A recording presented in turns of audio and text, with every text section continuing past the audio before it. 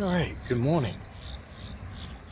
Getting ready for my one appointment, so I'm a little bit early, an hour and a half early.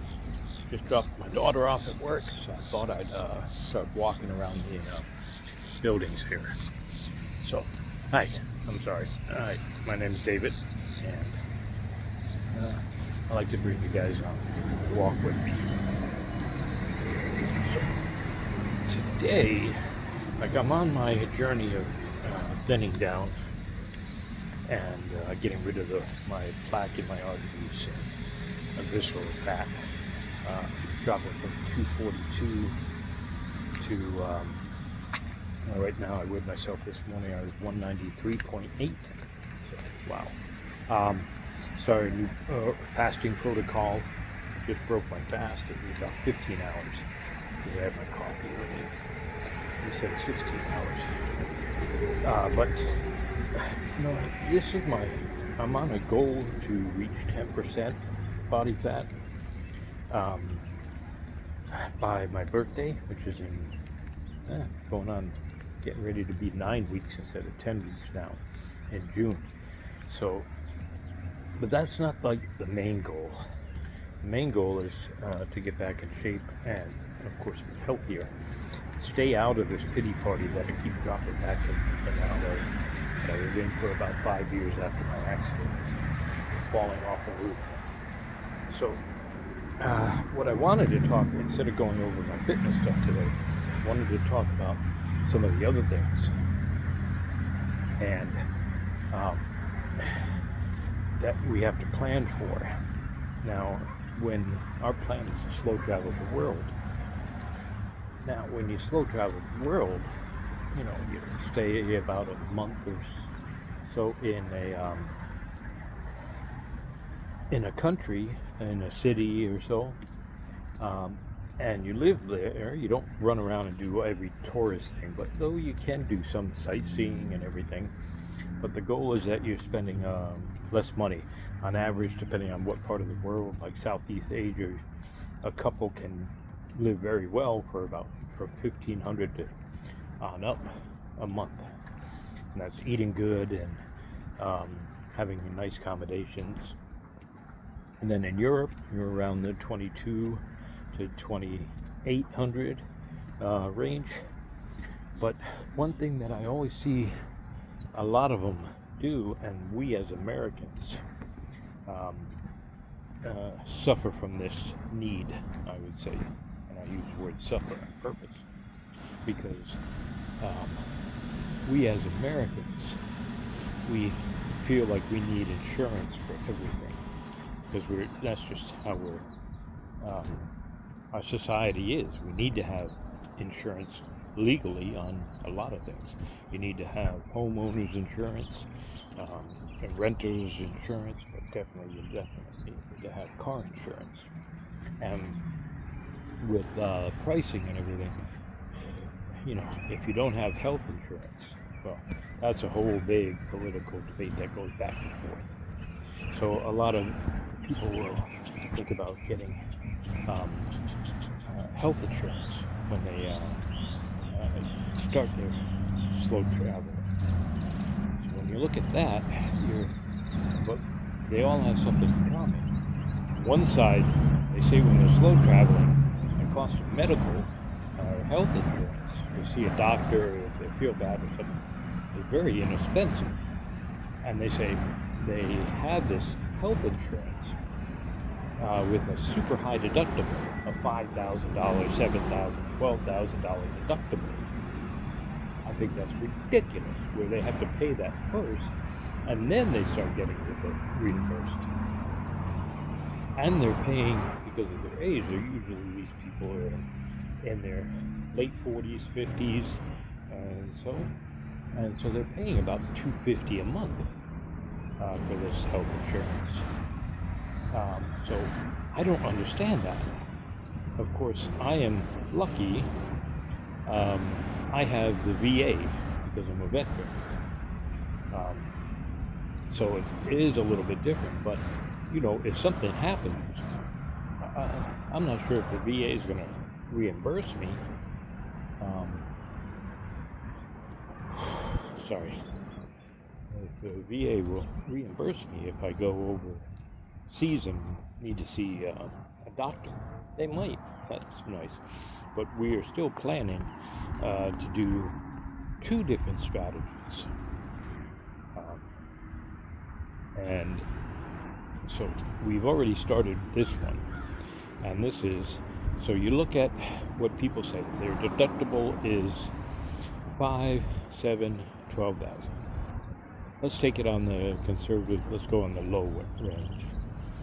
So if you have a deductible every year of $5,000, well, why not take that $5,000 and put that into a indexed ETF portfolio? And then every month, take your payments, say it's going to be $250 for each one of you. So that's that's 500 each total if there's 2 of you, and then the 5,000 it would be 10,000. Now you have to plan for this and save up unless you just happen to have the money, and you put it into ETFs, in just index funds. Don't get overcomplicate any of this. So when you do this, you turn on the drip, so the dividends on the payout for the dividends that automatically go right back into your portfolio. And then when you're looking at that, each month you're putting away $250 and $250, so you're $500. So, excuse me. Good morning. So you're looking at $500 each month. Now, of course, I know you need to be able to plan and budget correctly so that you have this money. So that's why I talk about building up skill sets and increasing assets and things like that, so that you have the income and you have to budget. It's not like, oh, where's this extra money? I know there's going to be somebody that might say, hey, I have no extra money for this. Well, then how can you get the extra money to do this? Start thinking out of the box, and look at ways to increase your skill sets, increase your earnings, and things like that. Because if you don't plan for your future, nobody else is going to take care of it. Don't rely on the government or anything else like that. So let's get back to this method. So each month you're putting away $500. That's $6,000 a year, plus the 10 grand that you put in there. That's all compounding. Now, without any compounding, without any drip, that's $6,000 a year for 10 years. If you say you're 50 and you're traveling into your 60s, 10 years, that's 60 grand. That'll pretty much cover anything you need. And it's easy enough to get out. Within 3 days, you can cash out enough, or if you need a $5,000 medical or emergency or anything like that, you can do that. Plus, what you should do is you should have, at least 18 months of savings in your emergency fund. So you can take it from there and then replenish it from your, let's call it your health fund, from the ETFs if you need to. So you're doing it this way, you're not paying premiums and everything else. So it's like you're throwing that money down the drain.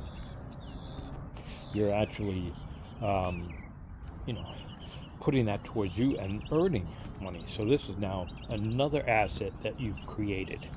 And every quarter, every 6 months, every year, you're getting your drip, and you're getting the dividends from it, and you're getting the compounding, the growth from the stock growth. And then in the rare case that something happens, you've got enough money to take care of it. Now, the other thing that we're doing is that we're looking at, we already have in place, we have whole life policies. Now, these are specially done policies where they're set up for like 90-10 systems. So 90% of your payment goes towards building up the cash value. 10% goes to maintain the policy. So when you look at it this way, we do the same thing already on that. So we put in that $10,000. We actually put in a little bit more.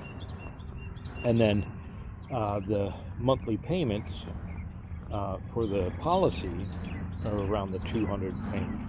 So about less than $500, but I pay it every 6 months. So we have that policy, and that's a cash value that we can also get within 3 days, and we don't pay any taxes on it. So that's the added benefit of that part, because of the cash value. You can take a loan against it, and you're not paying any cash. Now, you should pay that back. And there's people that will say you don't have to pay it back because it just takes away from the death benefit. No, but it does. By law, they have to charge an interest rate. It's low, but still, you don't want that going on there. It's just proper fiscal management. So you need to take care of that. And then,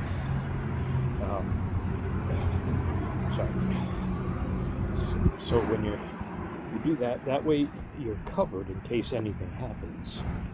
So by looking at these two portfolios, you can then, good morning,